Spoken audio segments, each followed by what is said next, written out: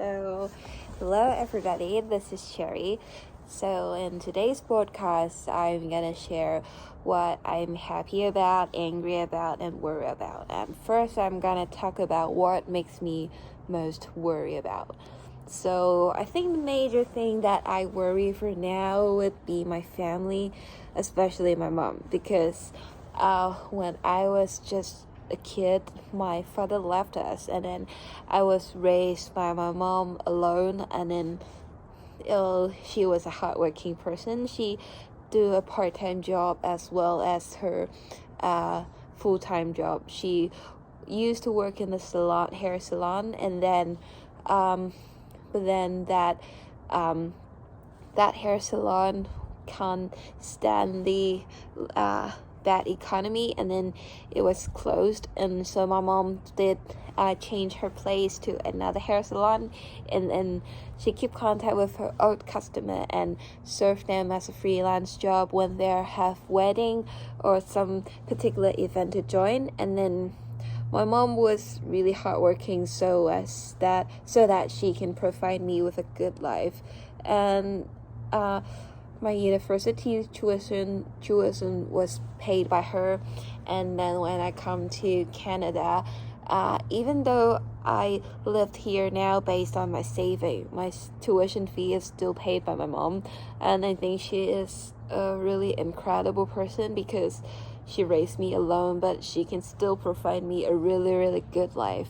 And she gave me everything she had. And then I'm quite afraid that I can't give her a good life after my graduate, because I already failed once when I was in the university in Hong Kong. My subject when I am graduated, that particular subject at that time I was studying liberal studies education, but then the subject of liberal studies was cancelled by the government, so it means I am, in other words, losing my job.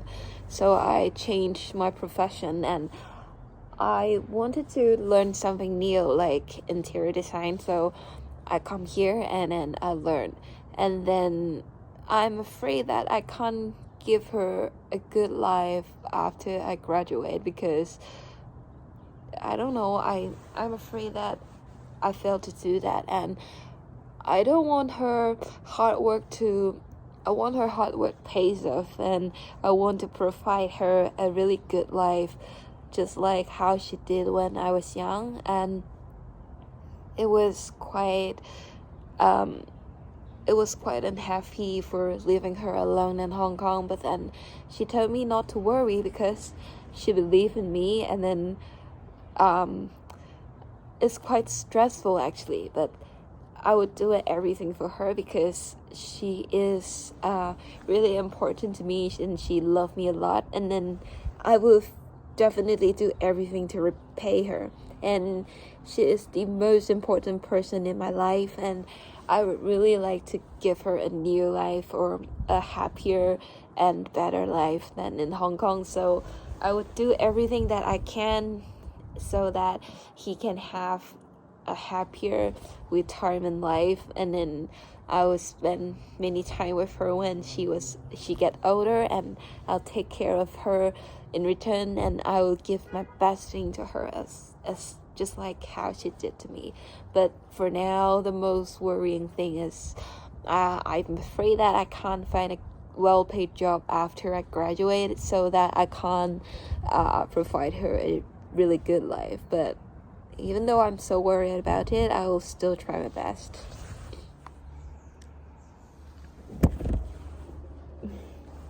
For things that makes me happy, I would say it's creating new things, especially photography and taking videos. When I was young, I used to love painting and playing with my Legos, and even decorating cakes that made by my mom. But then when I get older, I think the thing that I feel most enjoyable and it makes me the happiest would be photography, because I really like to take photos. When I was young, I started to take photos with my old cell phone, and then with the old film camera that from my mom or from my grandpa, but I can't remember that clearly, but it's for my family.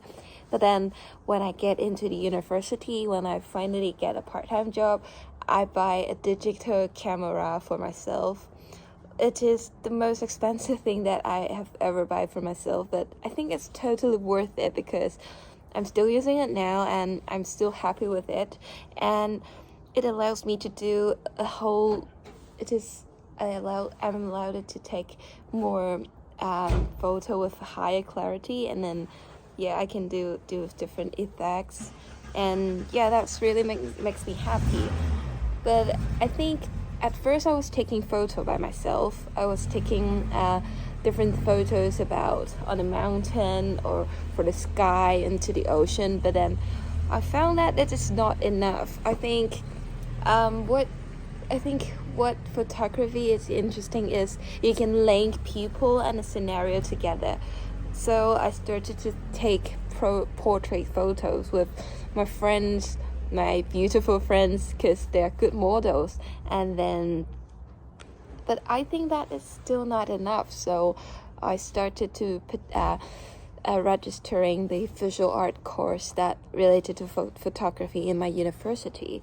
I learned some basic skills that I've never learned before because I was just watching the video on YouTube, and that doesn't teach me that much. So the course in the university allows me to have a chance to take photo in the studio and learn how the lighting should work and how to use a tripod or some related things or some more technical things. But then that doesn't satisfy me enough, so it was happy that I want more. So I joined a course outside of a university, which is really about photography and videography. And wow, that's really interesting because I can meet people who also love photography and videography, and then I meet new friends there who have similar interests with me, and we are all enthusiastic about photography and videography, and that's amazing.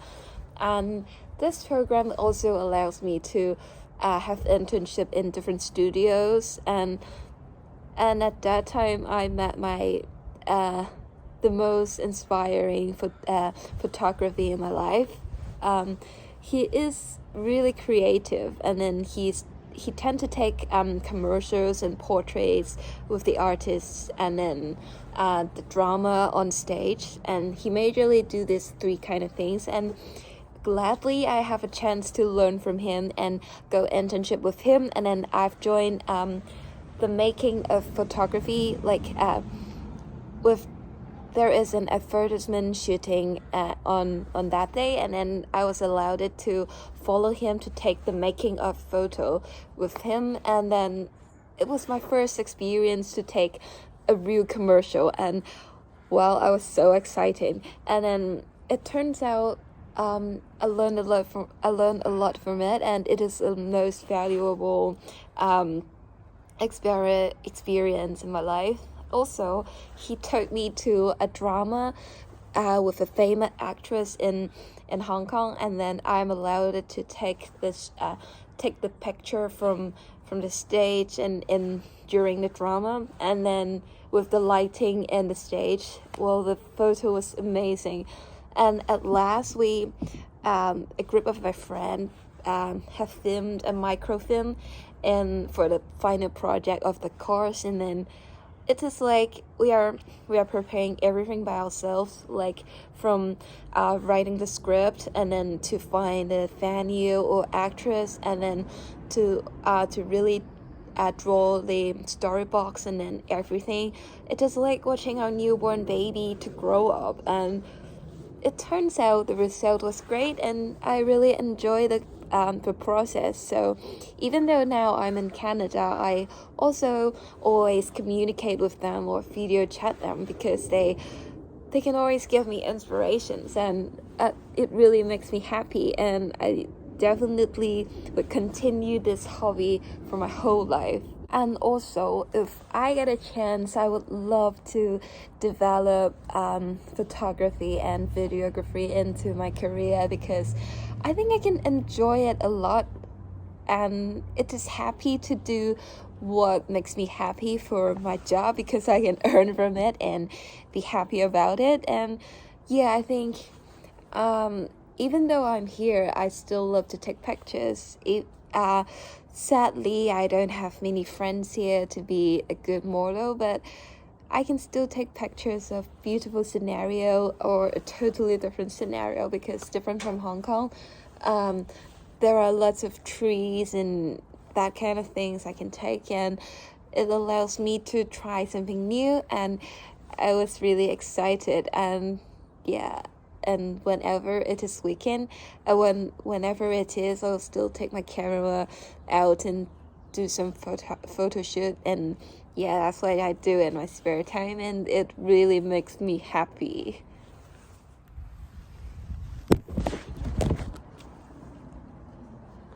So speaking of things that makes me angry, it is related to photography as well. As you remembered, I've mentioned that I took a registered photography class in my university, and then at that time I registered that course with a friend from the editorial board. So both of us are the member of editorial board. We used to take a lot of pictures from in the school or outside of school for our school magazine. We do every photography thing together. She was my really good friend at that time, but then that's the course makes me to see who she really is. And then I felt that I met a wrong friend, and I was really angry about that particular kind of thing.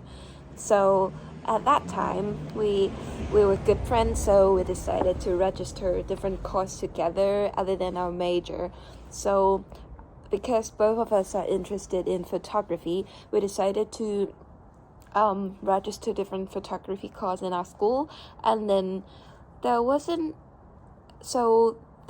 project for our final grade, and for us replacing the exam, and it's weighed really heavily, because it is like 40% or 50%, and it was a really serious project. If we didn't do well, we might get failed.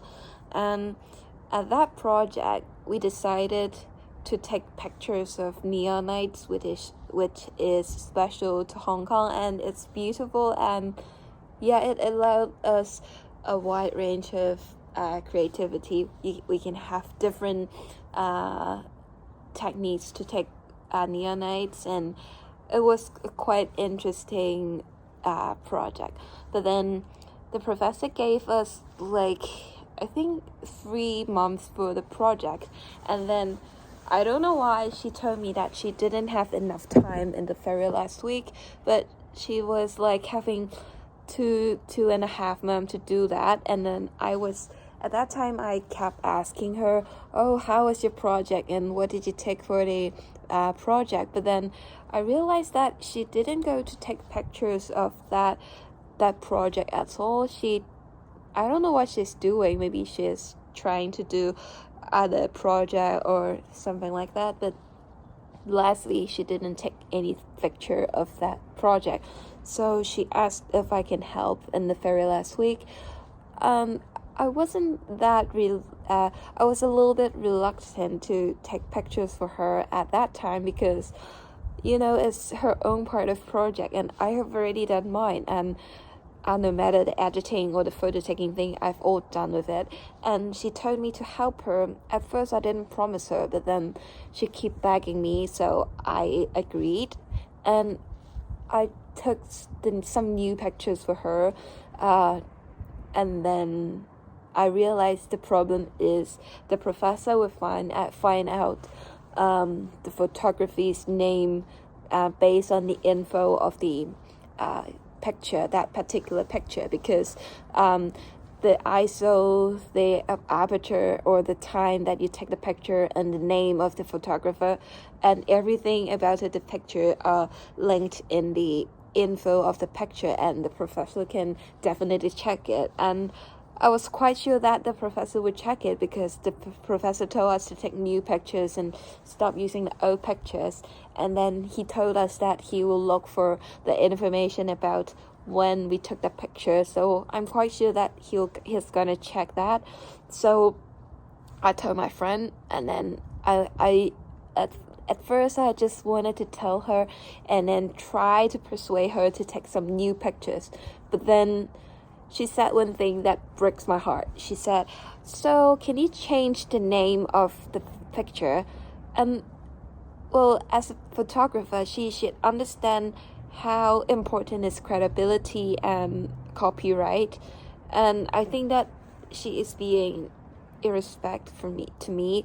So I immediately told her no, because it's my own photo, and I shouldn't have promised her at first, because this is my bad. But now I should correct it. And then I told her that I think I shouldn't take the picture for you, and it is not right for you to change the name of the photography, because it's taken by me and you have no right to change it. And then so we argued, and at last she took her own picture. But then I didn't tell the professor what happened, because it is about a grade. And then even though I'm angry with her, I still don't want her to get a bad grade, because I know she is actually good at photography, and I think she doesn't deserve a bad grade. But it really makes me angry, because she's not being respect to me and my photo, and it is her responsibility to do that, but she didn't. And it makes me quite angry, because she is being irresponsible and irrespect to me. Yeah. So this is the thing that makes me most angry about for my life. And that's it. Thank you.